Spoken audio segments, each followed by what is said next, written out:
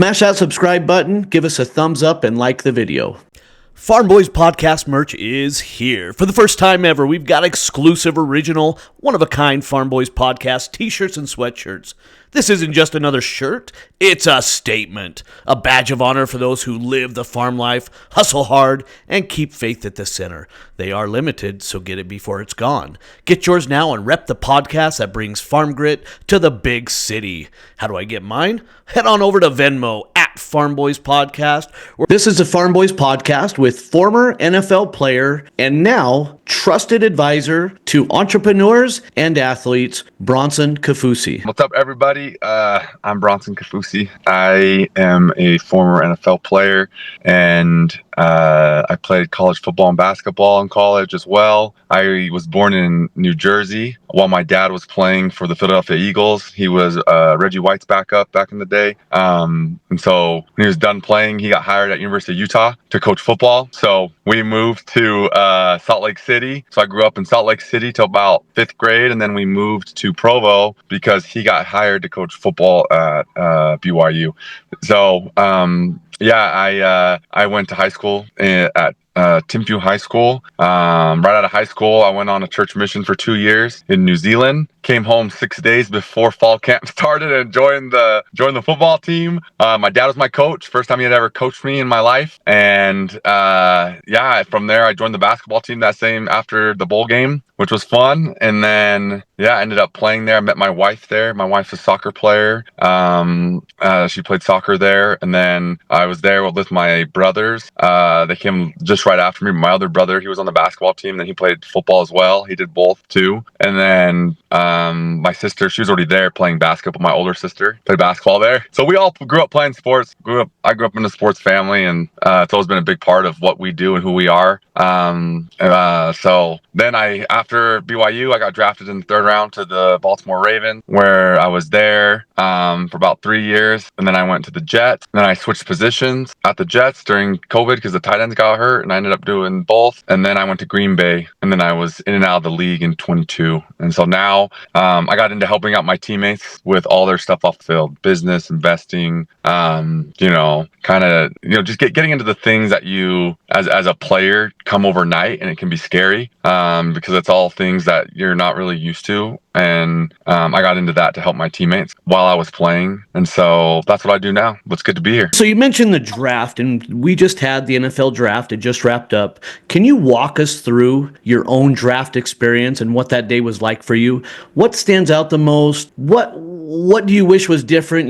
Just take the avid fan who watched, and we all know the whole Shedeur Sanders thing was a big topic and that kind of, but what was it like for you? Like, I guess just take us through. Yeah, I mean, it's interesting. Like for me, the draft process, it started while I was still playing in college. Different agencies start kind of hitting you up and trying to get in front of you and try to pitch you. And I remember after the bowl game, we were playing the Vegas Bowl. I walked out of the locker room and there was like a sea of agents, and they're talking to not just me, but other players on the team. And so I ended up going with Bruce Tollner, incredible agent.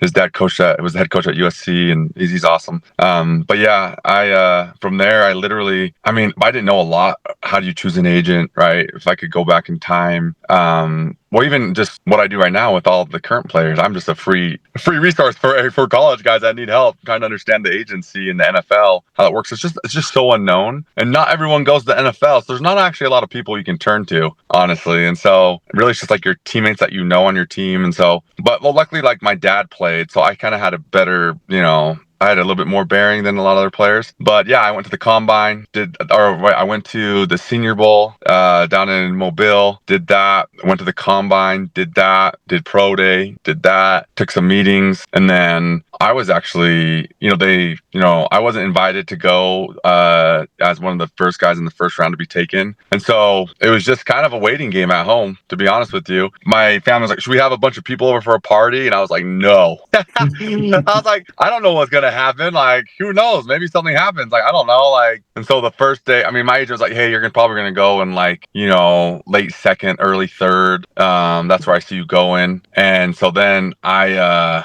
yeah, I just waited for my family. I had just my family there, my wife and my mom and dad and my brothers and sisters. And literally, I'm watching the draft. The second round comes. I thought I was going to get taken at the late second. No one called me. I'm like, oh, man. And then early third round, right when the third round started, I got a call. And I didn't. They're like, hey, do you know what this is? I'm like, no. And they're like, oh, yeah, this is the Ravens. This is Coach Harbaugh. And I was like, oh, okay, cool.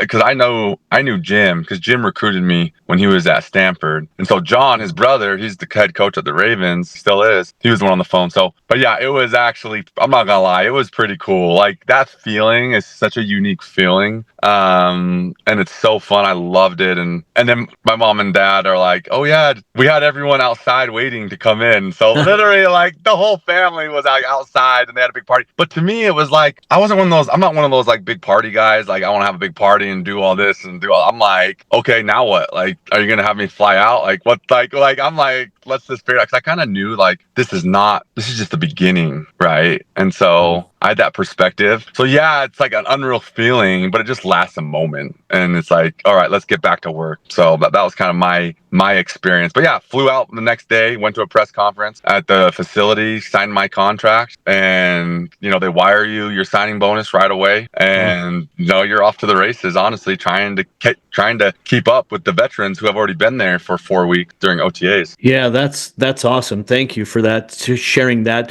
One of the things that seemed to be a major topic of the draft was the meetings. Can you take us through what, maybe one or two of your meetings were like? What do they ask you? What, are they trying to get to know you as a person? They trying to get to know your football IQ, a little of both? What are those meetings like? Yeah, they're trying to get a feel for you for sure as a person overall, because they know how you are as a football player. Like, your film speaks so loud, right? Like, they've dissected every play, every snap. They have watched everything on the football side. And so then, at the draft, it's like, who is this as a person? Like, they're going to be in the locker room. How are they going to affect the locker room? How are they going to build the culture? How are they? And so it's just, it's kind of a unique thing where you go in. So how it works, this is in Indy, right, where they run the combine and stuff.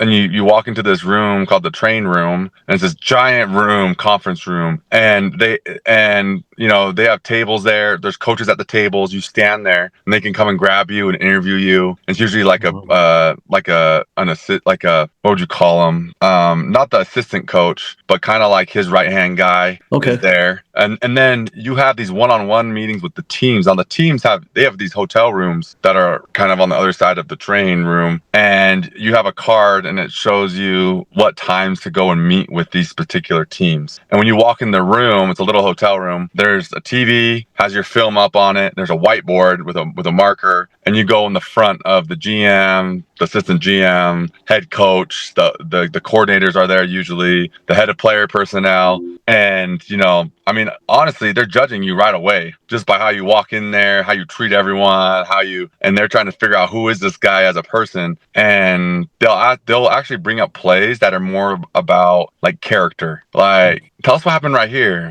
why'd you do this, or why'd you do that, or or they'll say, draw up your favorite blitz, or do this, do that. Like, so it's kind of interesting how that works, so yeah. Wow, thank you. I think a lot of people always wonder, what they're doing in these meetings, because again, we're going to move on real quick from this, but the whole point of that Shedeur Sanders thing was, oh, he did bad at the meetings. And to me, I'm just thinking to myself, well, what'd they ask him? What do you mean he did bad? The kid seems to know football. So thanks for explaining that and taking us through it. So next, let's move on to being in the league, being in the NFL. You've got this dream that, I don't know, seems like 99.9% of every boy wants, and you have achieved it.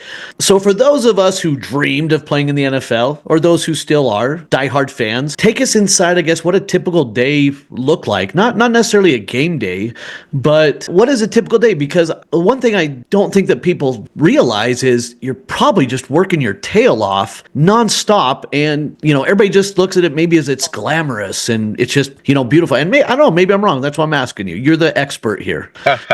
You know what? It's a lot of hard work.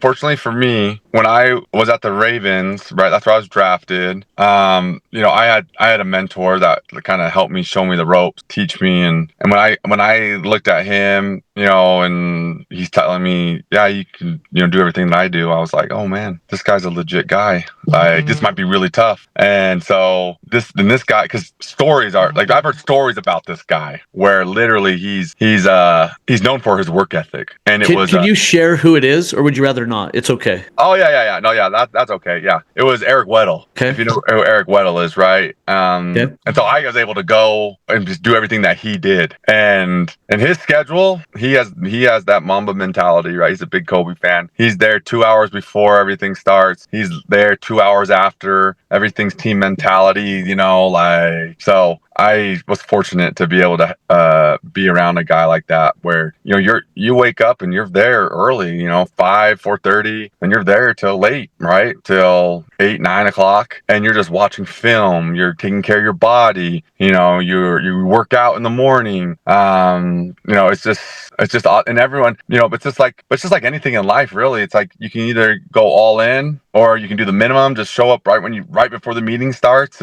but people start to notice those things, just like in any other business, right? Like, yeah. So, for me, I was fortunate to have Eric Weddle teach me, so much about, okay, how you show up matters, how you prime for the day matters, how you take care of your body matters, how you take notes matters. And yeah, it was awesome to be able to be a part of something like that, where, I had someone to teach me kind of the ropes of the NFL, because it is pretty intense, you never know what play's gonna be your last play, because nothing's guaranteed in the NFL, because you could get hurt anytime, and then that's that, and you're done, and you just don't know. So it's like you have to get used to showing up and playing on the edge every single day, pushing your limit all the way to the very edge, not falling off the edge, but playing on the edge and pushing yourself to these limits that, I got to be at my best, because the competition is every day you're competing against everybody. So yeah, it's a lot of fun, and it doesn't matter who's on the field too, whoever you go up against. If they're on that field, if they're free agent, first rounder, practice squad, 7th round pick, doesn't matter, rookie, like anyone can embarrass you, because that's how good the talent is, because they're only getting the top of the best out there. So it's, you have to show up every day and be ready to compete at a high level. So can you take us through kind of during the season, like a Monday through Sunday? I think people want to know, well, do these guys lift weights every day? Obviously, some would assume no. What's their meal like? What's practice? Or we hear about they change the rules for OTAs, all this kind of stuff. When you were in the league, what was like a Monday through Sunday for you? Yeah, so if you win on Sunday, then they have what's called Victory Monday. So that means technically you don't have to go in at all, right? And then Tuesday's officially like your off day. Now, okay, everyone's gonna, and when you think like, oh yeah, there probably no one goes in, everyone's on still. Like Monday, you're in there early, taking care of your body, getting massages, doing all the stuff. You're recovering from your injuries that you got during the week, because it's just a game. It's a race to see how good I can feel that week. And you are playing hurt 24/7. Like, you will get hurt. You will have little things here or there, little muscle cramps, all types of things, and you just have to play through it. So that's one thing. Monday, if you win, right? But all the reports start coming out, like usually like on Tuesday or Monday night. And so you start getting all these reports about your next opponent. Everything's coming in. You're studying you start studying hours worth of film Monday, Tuesday, and you're just getting ready for that next week, because it's already there. By Wednesday, it's like the game's already on Sunday. So it's like you literally, you're going to have a killer practice Wednesday. That's usually the toughest practice, and you're thudding people up, right? And you're hitting a little bit more. And it's a full day, and you're there early, like at 5, working out, doing you're going into your meetings, you have your meals, you have, lots of times every team has a nutritionist. So you have your own personal plan. Everything's personalized to you and your body type, and what's your calorie output, how much food you need to eat so you don't lose too much weight or gain too much weight. Everything is literally to the very, very, as far as like the top, like it's the top of the top treatment, because at the end of the day, you're really a product for that team. and they're going to take care of you like that. And so your body is your business. And so you're doing everything you can to take care of your body. You're going to bed early, you're waking up and I'm talking about like how like the guys that really love it, the top performers, people that really love it. Not everyone is like that, and so those are the guys that, really struggle in the league. But I only knew one way, honestly, and it was this way where you're going all in. So Wednesday's a full day, Thursday's a full day, Friday it's they call it Fast Friday because you get out early, but really it's like you get out like at 5, 4 or 5. Saturday is walkthrough travel day, so you're traveling to your next destination, usually Saturday night. So they have walkthroughs in the morning, making sure you understand everything, all the game plans and things, and then Sunday you play, and you just do that over and over, week in, week out, and it's quite to be honest, it's quite the experience, because then on Tuesdays as well, they are doing workouts because people are getting hurt every week, and they're moving people to injured reserve, IR. They're trading people. There's a whole business side taking place where they're bringing in people and working them out on Tuesdays. So that way, if someone gets hurt or they need to sign someone, they can sign them on that Tuesday, do the physicals. So there's a big revolving door in the locker room if you're not one of their main guys who they re-upped recently. And so, yeah, it's a lot different than what people think. But you really have to love it. And I not everyone loves it the same. Some people do it because they're just really good at it, honestly. But, they make a lot of money doing it. And that's great, but some guys really love it, and that was me. I was definitely one of those guys. Like, I enjoyed the whole process of it all. The grind, the kind of the tough stuff. I enjoyed waking up early and working out, and I'm still like that, honestly, today. Because it's just a routine. You get used to your routine, and you just keep it going. Just I'm not playing football now. Now I'm advising business owners and entrepreneurs and athletes on their efficient tax strategy and investing stuff. So it's but it's the same mentality though. Yeah. So you mentioned injuries being a huge part of the game. How did you personally cope with any setbacks, whether it's physical or mental, while you're in the NFL? Yeah. I was fortunate because I got exposed to a high performance coach, mindset coach in college. His name is Dr. Craig Manning. So my dad actually benched me my sophomore year when I was a starter midway through the year. And I asked him what I need to do to get better. And he said, you need to go talk to a mindset coach. So that's what I did. And honestly, it changed the game because I had everything. Everything else was there for me, right? I had all the physical stuff, but I was just an overthinker, overanalyzer, get down on myself if I made one mistake, trying to be a perfectionist all the time. And so I was able, when I started training with him on the mindset side, I started treating it just like I treat everything else that I did. Like I'm in the gym every day working out because that's physical training, right? Like I would go and watch the plays and that's more like the mental IQ side of football, right? I'm watching tons of film, asking questions. And what I realized was I was spending too much time. Well, I wasn't spending any time on the mindset side, which was handling adversity and overcoming all that. So once I learned how to do that, that really changed it, right? I went from a scarce mindset, right, to a abundant mindset, a growth mindset in sports psychology, what they call it. But I learned all these mindset skills and I started practicing them day in, day out. And that was my sophomore year, and it changed everything. So when I did get hurt, fortunately, I was trained. I had trained my mind, to still see the good in the injury and then kind of like that darkness. But I was also able to stay super grateful for everything, and also I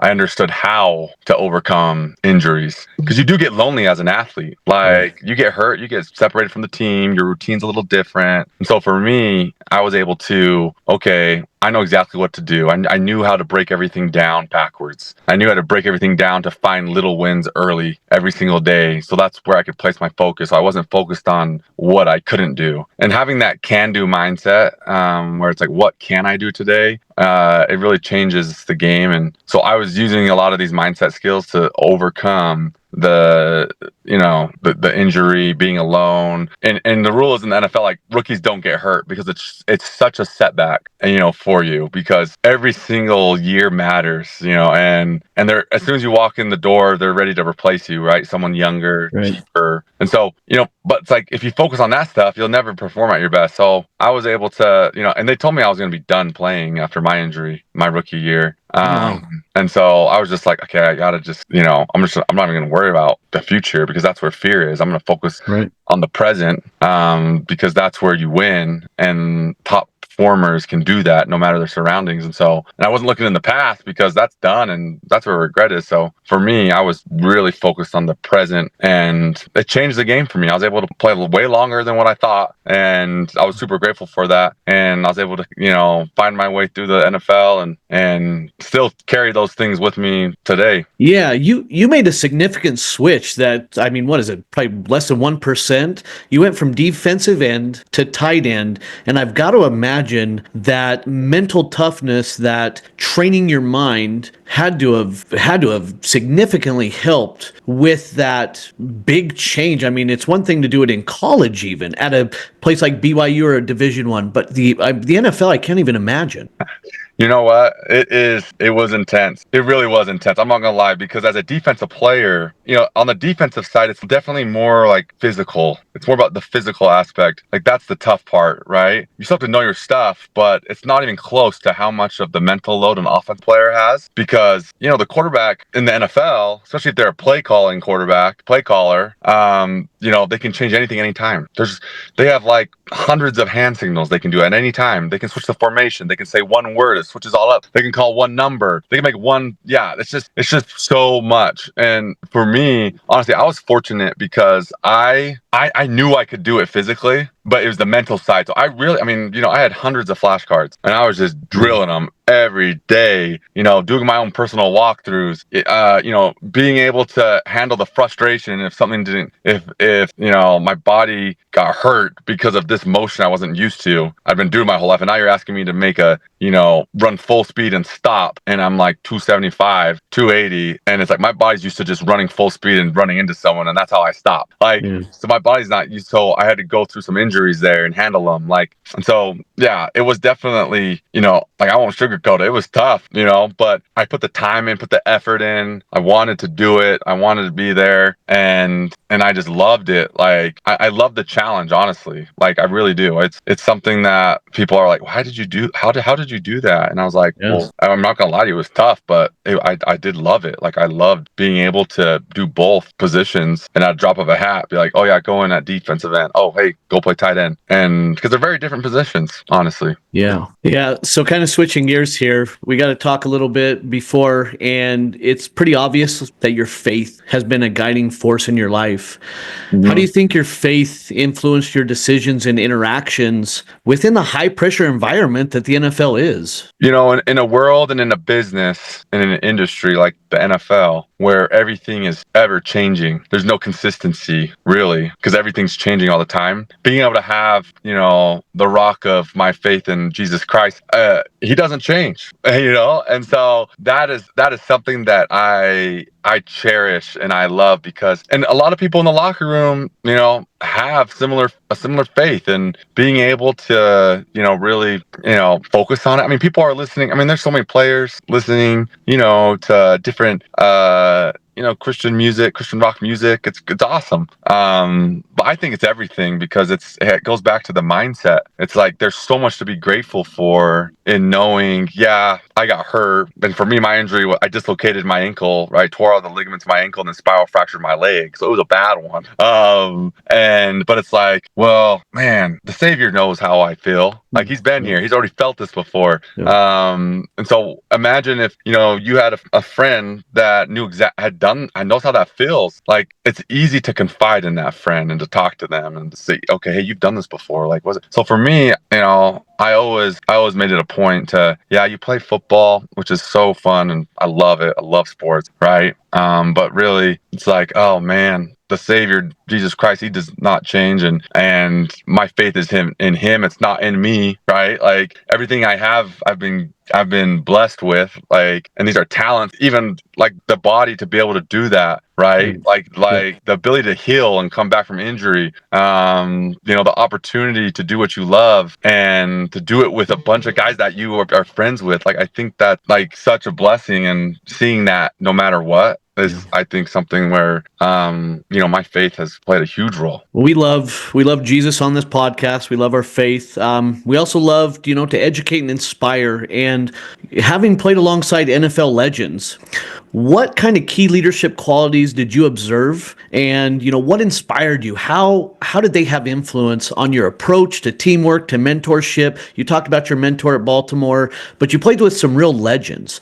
How did that develop the leadership and influence you? Oh man, leadership is just everything. It really is. And fortunately I played with some great leaders, and I was very observant, with the leaders in the room. The players that have been there for a long time, I started to pick up patterns, right? I'm an analytics major. So I'm always looking at data and patterns and, seeing how things correlate in different things. And, I started to notice different things about different leaders. And probably one of my favorite things that I saw in the leaders that I played with, especially a guy like Aaron Rodgers, right? I loved how he made sure that you knew that he cared about you outside of football, like as a person. Because in the NFL, you sometimes can feel like you're never seen. Like it's just, I'm just here to be a product. Like I'm just here to play the game. Like, but when you have someone that sees you for who you are and appreciates you, and that makes you feel, like endearing, and it also, is important because now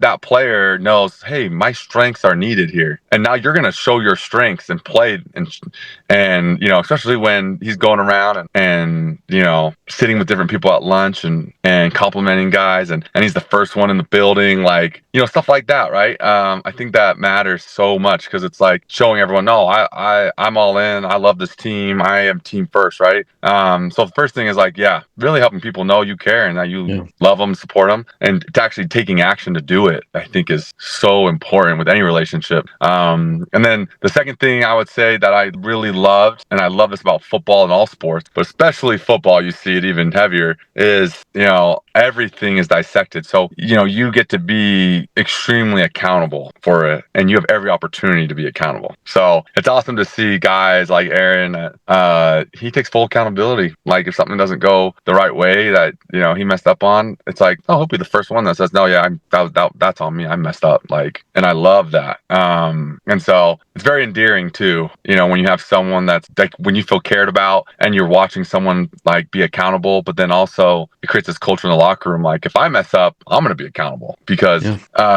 it's such an important part of the culture of a team. I mean, it's everything. Your leaders set the tone, they set the culture, and no team can be great without great leaders on that team, the player side. You have to, because they lead differently. And I loved how the teams with the best cultures, they're the ones where everyone leads in their own way. Like everyone's important. Like we need everyone to win. Like I absolutely love that. Aspect. So I've got two more questions regarding the NFL. Then we're going to definitely move on to what you're doing now. And it goes with literally what you just said. What coach or teammate do you think impacted you the most? And I guess what did they teach you that really stuck? NFL? Yeah. Yeah. Oh man, there's so many lessons. 'Cause I'm a sponge. So when I get around players, I'm learning so much from them all the time.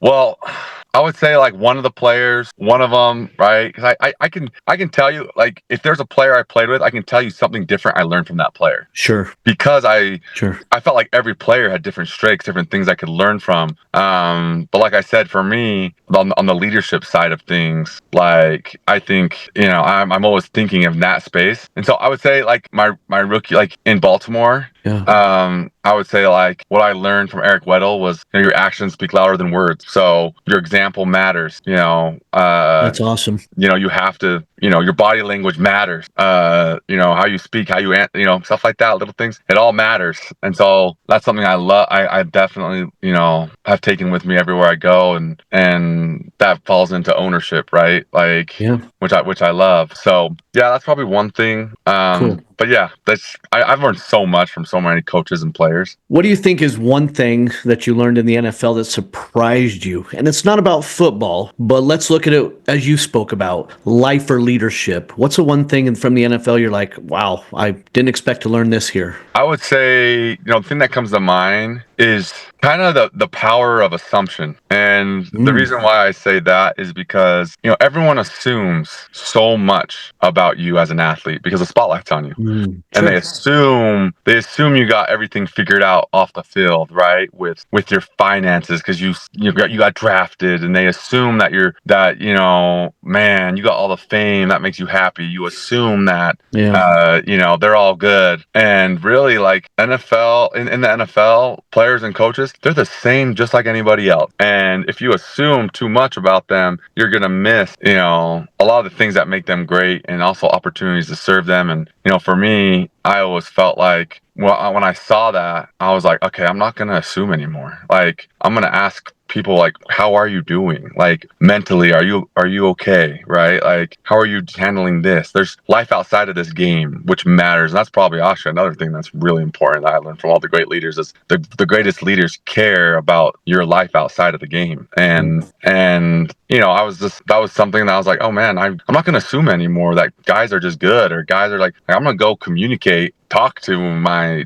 teammates, ask how they're doing, and I'm also going to ask if they need help with stuff, like, and kind of really make that something that I always do. But yeah, the power of assumption is so strong. They can change. I mean, it can, by letting it kind of take over in a bad way. It's, oh man, it's not good. You're going to miss opportunities just because you assume people are this way or that way. And so yeah, that's something that I learned that I wasn't expecting to learn. Yeah. Moving to your life after the NFL, what do you think inspired you to focus on things like financial literacy, real estate education for athletes, and helping these guys out? You know what? I think part of it's because I'm second generation in the NFL. My dad was born in Tonga, right? And he was 9 years old when he moved, from there to here. And he made it to the NFL. And, he's an example of someone that made it and didn't have the network and connections to, help him along the financial front. And so, for me, he would tell me about some of the issues with the NFL, or like with on the money side, right? On the personal life side of players. And I was always like, wow. And then when I went and played and I saw it live, and then you read the stats about 78% of NFL guys struggling financially within 3 to 5 years. It's like, okay, what's going on? Like, and for me, when I'm sitting there in the locker room watching it happen, like watching how, man, we need more education. We need people we can trust. We need players educating players. Like, that's really what we need. Like, so that's why I was like, okay, well, when I got hurt my first year, remember, and I was like, I better stay busy getting to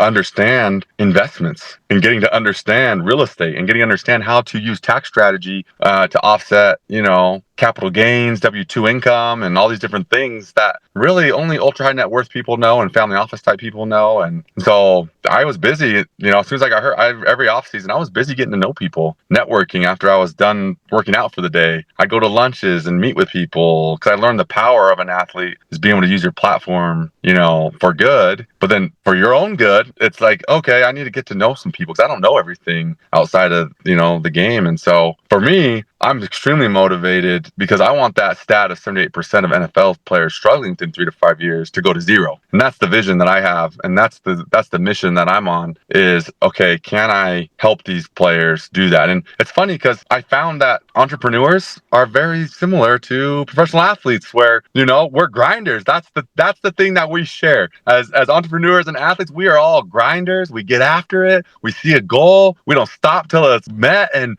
sometimes we don't even come up for air and see. And then all of a sudden, as an entrepreneur, you have an exit and you're like, okay, wait, I have to pay 40%, like whatever, depending on however many take 30%, whatever it is. And it's like, okay, how do I structure myself correctly? And so I learned the power of, being able to be self-curious, come up for air, see what's going on, ask the right questions, be around people that are different than me. And yeah, I just am always trying to mentor athletes and entrepreneurs because I just feel like we're the same.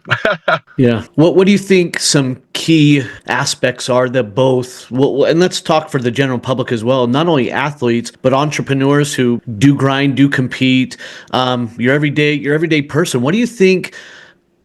Financial advice. You're not speaking for anything here, so I want to preface that this is not made to make anybody money. But what do you think some things are that could help that you see athletes need the most of, or entrepreneurs, or just anybody that you're around could use? Any type of education, we'll call it, that you have? Yeah, no, yeah, for sure. Man, there's a few things. One thing, well, just the number one thing is you have to stay curious. A lot of people get complacent with their curiosity, and you can't do that. You got to stay curious and stay hungry to learn different areas. Because a lot of people, if it's not in their area, they just are like, whatever, But it's like, no, you need to know, and really taking control of your financial situation is knowing where every penny is. That was the lesson I learned from Steve Smith, that he told me. And he gave me a book, Richest Man in Babylon. It changed my life. I read the whole thing, and then I read so many financial books after that, But that was part of the curious piece. Like, I'm curious. I got to learn. I'm gonna read these books. I'm gonna listen to these podcasts. I'm gonna learn this. And so, yeah, I would say stay curious. Know where every penny is. And then also, I would say a lot of us, I don't know, especially when we get some money and we start spending it. It's like, money is a mindset first. So how disciplined can I get? And money truly just moves. That's all money is. It's just moving, if you really think about it. And money amplifies already who you are. So, taking time, to spending money on yourself to enhance, yourself as a person and someone that can go and learn something new. It's so important that you do that. And then I would also say the last thing, and which I see a lot, is there's two things that are inevitable, and that is you are going to pass away someday, right? So estate planning, and then you're going to pay taxes. So being able, the ultra high net worth, individuals and families, those are the two things they look through first is, okay, how do we play this tax game? How do we use, what the government's given us to win on the tax front? Because at the end of the day, it's either you pay the IRS or, you're going to invest in the economy. So it's going to go to the government either way. So why not play by the rules, but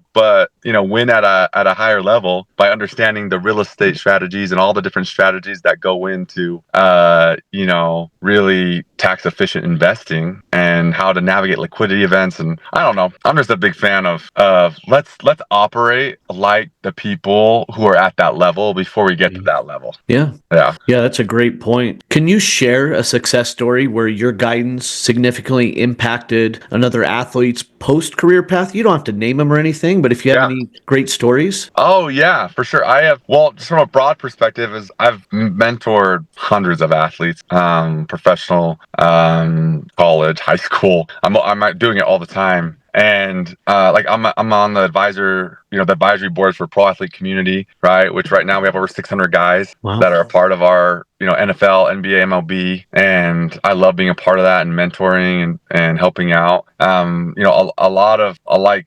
This week I got a call from a NFL athlete, and he was asking me some questions about a deal, and this is very common for me during the week. I probably get like at least one a day, honestly, of, hey, check out this deal, take a look at it, let me know what you think, and it's like, okay, like I just like being a friend that they can go to who understands what their dollar means to them, and to know this is the grind that it took for them to get this dollar, and when they're about to move this dollar from this place to this place, what's the risk, what's going on, let's just talk about it, ask some questions. And so I really do feel like on one particular deal, I really do think I saved a guy, money, but then most importantly, time. Like if he went into that deal, it's going to take him 3 to 5 years, honestly, to handle that. And I've just tried to be a resource, for these guys, because a lot of them, they're not in the rooms that I've been going to, right? Especially now that I'm done. Even when I was playing, I was going to a lot of these rooms, meeting people,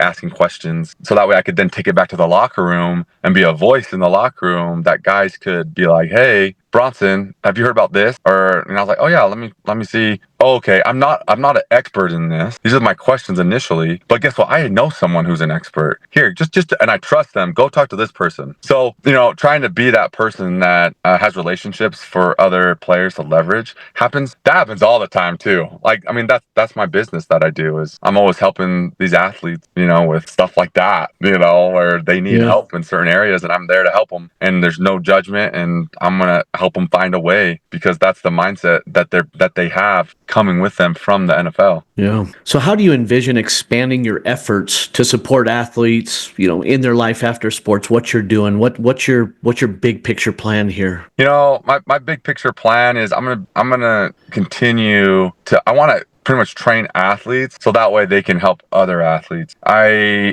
host a lot of different events. Like I bring people out to Utah, right? Athletes out to Utah. I do these events, conferences. I do all types of different things, just to keep these athletes, wanting to learn more and be excited. And so, yeah, I really do want to, continue to just change lives. And I think expanding that, I think I'll probably have one day I'll probably have just a really good group of athletes that are on the same mission, which I'm kind of starting to find more and more that are similar to me, and I love it. But yeah, I'm just gonna continue to give and grow the people that I'm influencing, because yeah, I'm trying to help them. I'll probably launch a podcast and have a private community, run some more events, and just try to change the world one athlete at a time. Nice. So before I let you go here, you had mentioned a flag football event. Can you tell us a little bit about this flag football event? Yes. So imagine getting to play 4-on-4 flag football with NFL guys on the field and guarding NFL guys and them going up against you. This is the event. And so, yeah, we have people buy teams, and then they get to technically be the GM of their team, and then they can add whoever they want to their roster. So you get 2 coaches, 10 players, and you get to play flag football for the day, pool play, and then they play in a tournament. It's going to be in Utah, June 21st. The money's going to go towards paying for local athletes' fees, and then also to local athletes who are struggling to cover their surgeries. So I'm pretty excited. There's a couple other, charities that we're going to donate the money to. So yeah, I'm super excited. It's $10,000 a team, and yeah, you get to come play with NFL guys and compete for the day with them on the field. Which, I mean, it's hard to get 50 NFL guys all on the same field. And in an environment where they're competing and you get to compete with them. So it's going to be awesome. We'll do some other events the day prior for those who end up donating and getting teams. So it's going to be a great event. Honestly, I'm super excited. So when people want to know more about what you do, or even this flag football event, where is the best way to find out more information about your services, including flag football? And maybe it's 2 different places. Yeah, I mean, you can follow me on Instagram, right? Kaufusi90, and then if you want to hear more about the charity, our Instagram is up, Charity of Champions. That's the name of the charity event. And yeah, it's going to be so good. We're going to do some cool things. Like if people want to get involved, I always do like swag bags for all the players and people that participate. So if there's some companies that want to get involved there and drop a product in there or something, let us know. But yeah, it's going to be awesome. I'm so excited. It's going to be a lot of fun.